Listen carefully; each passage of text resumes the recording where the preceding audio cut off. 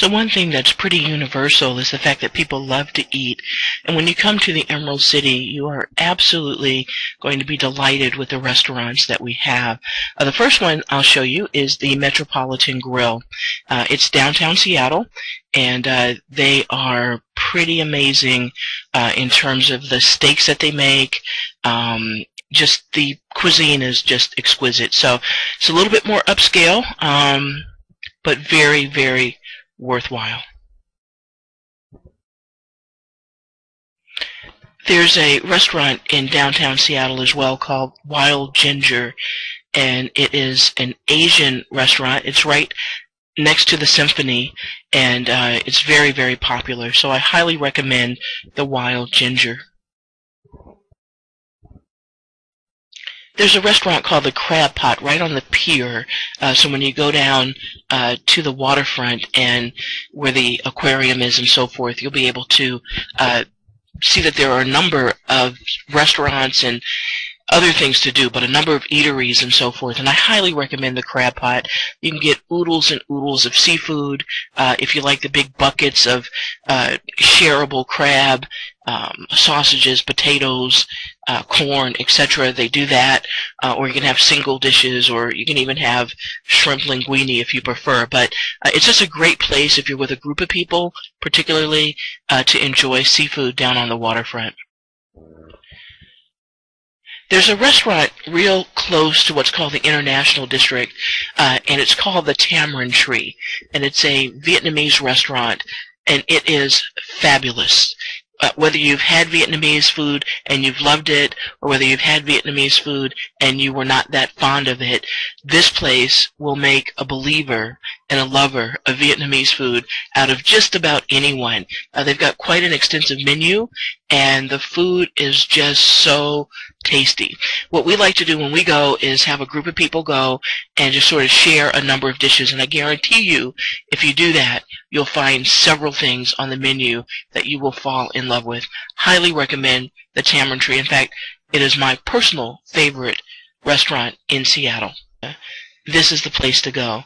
It's a pizzeria that is certified Neapolitan, and if you know anything about that certification, very few Italian restaurants or pizzerias actually get that designation, and it is really good pizza.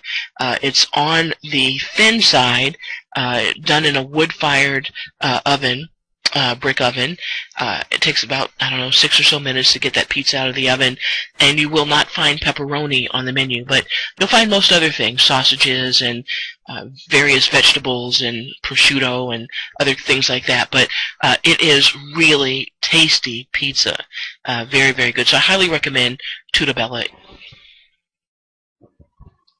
We have the world-famous Tom Douglas here out of the Seattle area, and he has a number of restaurants that you can really enjoy some of the finest food in.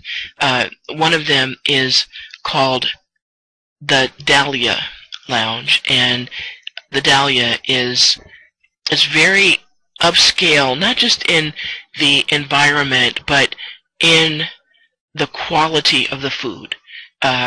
It's very exquisite, actually. Very good food. So, but he has a number of restaurants around town. So, he's got the Serious Pie, which is a pizza place. He's got a bakery, a number of different things. So, highly recommend that you try the Dahlia in particular, but any of the Tom Douglas restaurants around town would probably be very suitable to most palates.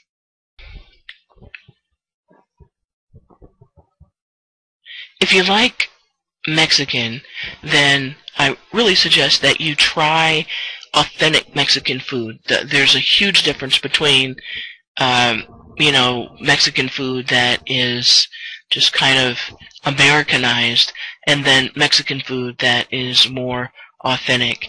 El Mestizo is very authentic, very, very good, and I do recommend that you hop on down to the last one.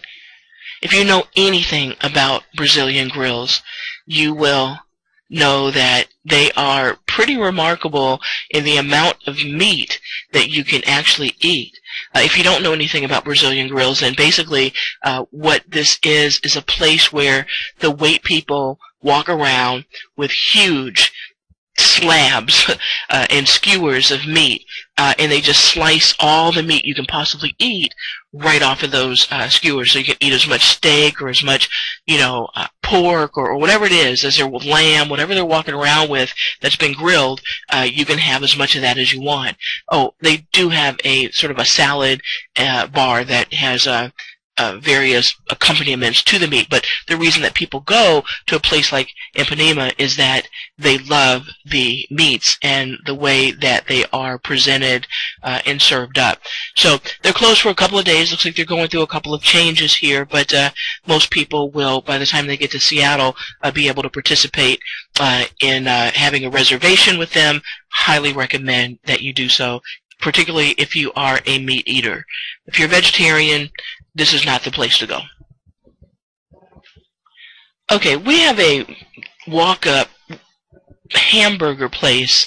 It's been around for, I believe, 60 some odd years now, and it is so famous that people stand outside and the line can wind around pretty far to get one of these cheap, greasy Dick's burgers. And it's very popular. I'm not a fan, personally, of Dick's, but everybody else is. So definitely suggest that you find a Dick's. They've got them all throughout Seattle and surrounding cities, and stand in line and get yourself a cheap burger. It's great after maybe going out to a comedy club or evening on the town, sort of very, very late. And, up until about 2 a.m., you can get burgers, shakes, fries, and all of that at Dick's. Very popular place. If you like fried chicken, then you're going to have to come and visit Ezel's Chicken. It's in what's called the central area of Seattle, and pretty much right in the heart of that central area is where Ezel's has been frying up chicken for a long time. This is actually Oprah Winfrey's favorite chicken place. It might be everywhere, but definitely in Seattle. If you go in, you'll see her portraits and so forth, photographs of her and the owners and so forth, kind of all over the walls and stuff. But you can see that they're frying up some chicken, and if that's what you enjoy, you need to make yourself down to Ezel's. What I love about Ezel's is they make incredible rolls. Their dinner rolls are just really, really fabulous. But most people really do love their chicken, and I do recommend that you give it a try if you like fried chicken. Ivar's restaurants. There are a variety of Ivar's restaurants. You've got some that are kind of a quick sit-down, fast food kind of place. You've got Ivar's that are actually full-scale, big, go-out on the night restaurants, but you can't go wrong if you visit Ivar's. This is Ivar's right here, Ivar actually Hagler, and he built these restaurants back in the early, I guess in 1938, yeah, actually 1938, and I love the fact that it's fresh seafood and very good. The only thing about Ivar's is it's expensive.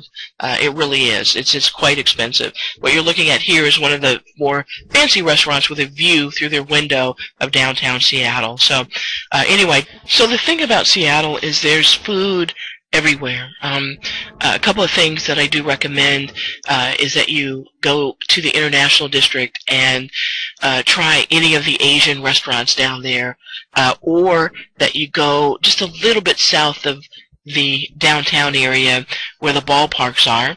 We've got, the football and the baseball parks, and there's a small little hole in the wall, it's actually kind of an outdoor stand that serves the best barbecue. It's called Pecos Pit, so recommending that.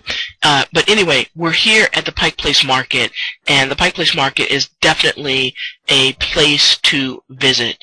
You can't come to Seattle without the Pike Place Market. We've been famous for the fish throwing. There's one of the vendors in the market have a deal where they show off by throwing fish across from one end of the market to another spot in the market. It's quite fascinating.